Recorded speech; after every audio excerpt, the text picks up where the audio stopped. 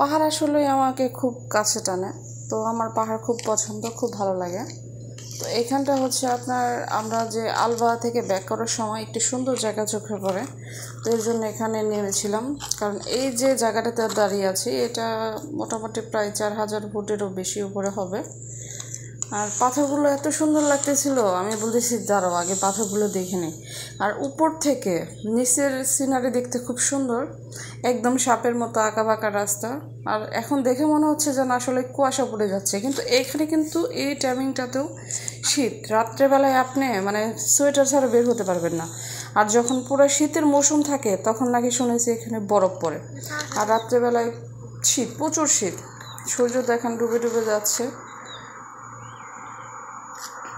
এই সময়টা খুব ভালো লাগে। আর এখানে গাড়িও যাচ্ছে, মানে পাহাড়ের মাঝখানে এই সুন্দর প্রকৃতি দেখে আমি আসলে মুগ্ধ হয়ে যাচ্ছি, পাহাড়ের সৌন্দর্য। হ্যালো এভরিওয়ান, দেখেন আমি আছি লুকিয়ে আপনাদের থেকে আড়ালে।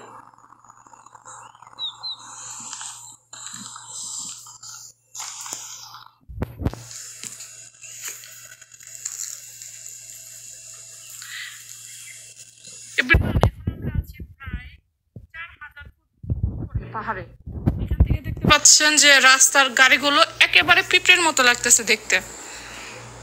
আর আমরা আছি একটি সুন্দর লোকেশন জায়গাতে। এখানে পাহাড়গুলো একদম সাদা সাদা, মাঝখানে সবুজ সবুজ গাছ, বঞ্জরসি। আসলে এটা পুরা পাহাড়ের শহর। এটা হচ্ছে আলবাহা বঞ্জরসি।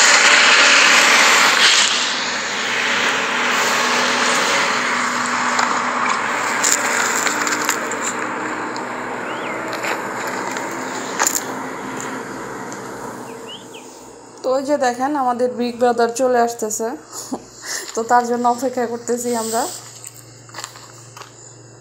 তো আমার তো আসলে এখানে খুব ভালো লাগলো, কারণ এখানের যে ওয়েদারটা একদম মন শীতল করার মতো ওয়েদার।